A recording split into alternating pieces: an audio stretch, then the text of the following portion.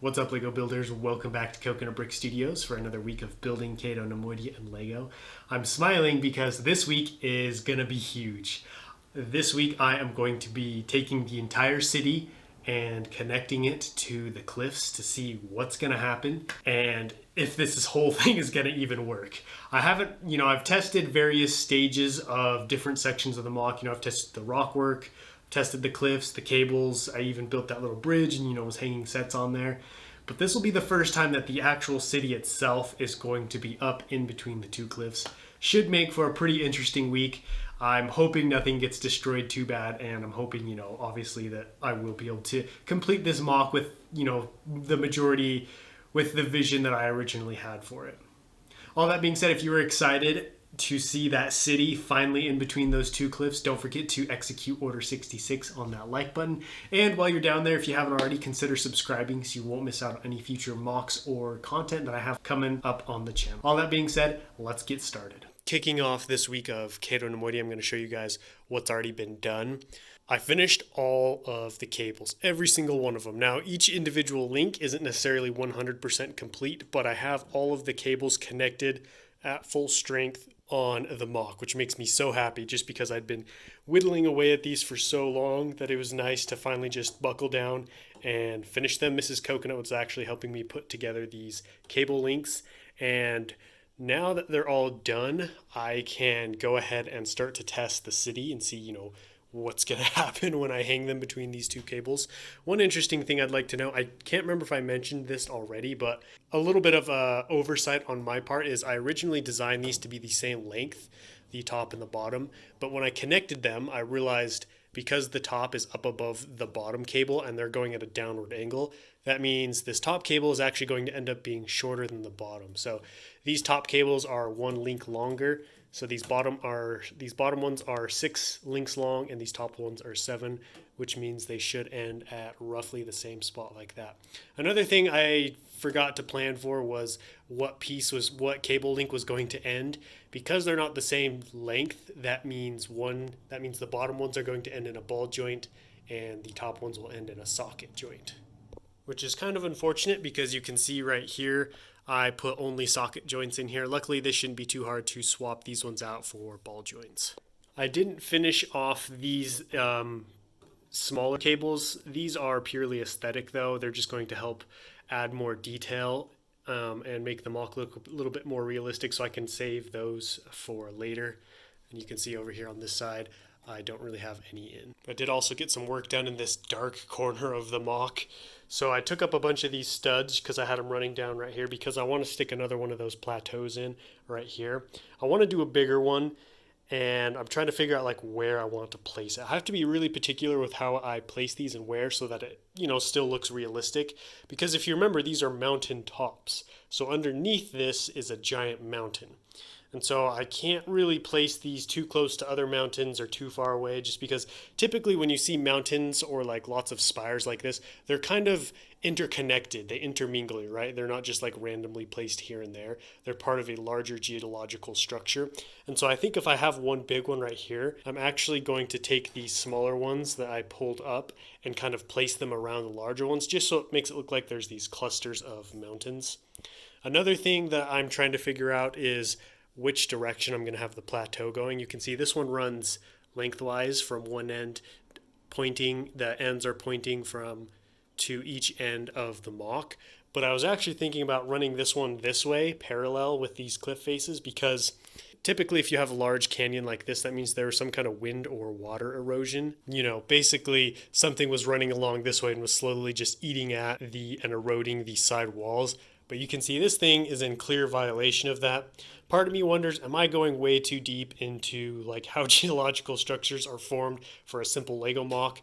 Maybe, but part of me wonders if that will like throw people off if they're facing the opposite direction they should be, because it should be facing that way. I'm also but I'm also not sure how these rocks were formed on Cato Neimoidia. Maybe that doesn't matter. Maybe that's not how these were formed. So I think I'm going to stick with this shape and have them continue to run this way. I do think I want to have them all go the same direction, just because I feel like if they're not all going the same direction, it'll make them look more like islands floating on like in water rather than mountaintops above clouds. I don't really know why, that's just kind of the way my brain's thinking right now. One last thing to show you guys, I finished decaling all of the 442nd troops that I'm able to decal. So this is all of the troops that I have for the mock so far as like 442nd go. I'm pretty happy with the number I have. This is an even 20. I would have liked 25 for sure. I ran out of bodies and helmets, and it's pretty cold right now where I live, so I'm not able to decal. Hopefully things are going to warm up a little bit before the finale, because I do have some more helmets and torsos coming in, so possibly you could see closer to 25. As of right now, that's looking kind of unlikely. I do also have Beanie Boy Bricks clones that you decaled in here. We've got the Recon Trooper, Arc Trooper, Heavy over here, and then there is a normal Grunt hiding around in here somewhere. So once again, huge shout out to him for helping grow this army. And this won't be all the clones I have. I'm going to have Wolfpack and normal ones as well. So that's going to wrap up this update. It is time to jump back over there and start working on that plateau. So I've got some more parts. I've got some more parts available. I'm going to be starting on that rear plateau area. I do have to pull off some of the studs and kind of figure out where I'm going to place this. I don't want it to be in the exact same position that the other plateau is in, if that makes sense. So I'm going to try and bring this one a little bit closer to the edge of the mock, and maybe a little bit closer, and I'm going to make this one a little bit bigger. That way they don't look like, you know, mirror copies of each other. This is going to be pretty slow going. I'm not sure how much progress you'll actually see on the time lapse, just because I have to, you know, I'm in kind of the planning stage where I'm putting things down, seeing how they look, taking things up, trying different things. But I'm hoping by the end of this week I'll have either all of the base or the majority of the base of this plateau finished.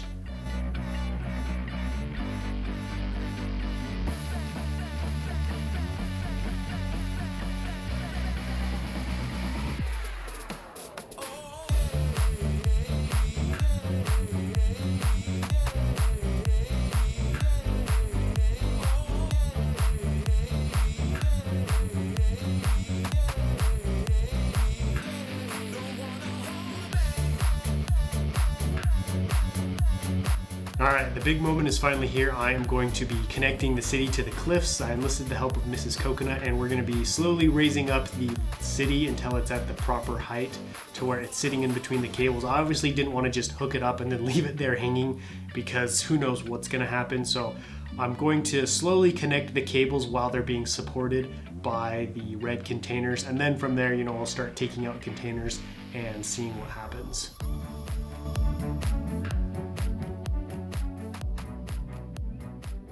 I've got the city in place, and this is where we start to dive into the problems, figure out how this is going to work, and, you know, decide realistically what's going to happen with the city, because I connected it and immediately it started to break. The ball joints are not the problem. It is the actual plates. So you can see right here, they actually popped off from the ball joint. So they're all connected still. Well, most of them. But the plates just can't take the weight or the strain, I guess. I don't really know how to compensate for that, just because I can't, you know, I could connect this plate to that plate, but that would then compromise this this section's ability to move and bend. And so I'm relying on each individual plate to hold its strength. It seems like this is the breaking point for some reason. All these other spots are fine. So maybe I might try swapping out this plate for a different, stronger one that has a better connection. So that's frustrating for sure. But, you know, I guess I wouldn't expect this to go, you know, 100% great as the first time around. You know, that rarely happens. I'm glad to see the connection points held up well on the ends here. I've had no problems here or with, you know, the mountains caving in at all. So it mostly seems like the problems lie within the city, which is good, because that means I just have one thing to focus on now and adjust. So I'm going to try swapping out some plates and stuff and seeing if that will. While we're over here, I can show you guys this little plateau I'm working on. So I'm going to try and make this one wider than the previous one I was working on. That's really tough to make these things wider, because, you know, for every stud you go this way, you have to go at least one that way too. So it's making it pretty big. You can see I've basically maxed out how wide I can go. But I think like this is a pretty good width. It's definitely wider than the other one. I'm thinking about having it come all the way up over here. So this will be a decent sized one. I'm thinking about putting some kind of anti-aircraft battery on this. I am testing out some new techniques as always. So I'm trying to work with these double slopes. You know, I've showed you guys how I've been working with these one bys, but I'm trying to get these two bys in the mix as well, and it's working out pretty nicely so far. I'll have to see once I get the plate on how that looks, but I'm pretty happy with how this one is turning out. I feel like I am steadily improving with my kind of wall techniques, with my side rock work techniques with each plateau. That wraps up a big week for Cato Neimoidia. I mean, I got the city connected. Yeah, obviously, you know, it's breaking and cracked, but it's connected. The chains, the cables, the rock work's all good. So I at least have one section to focus on.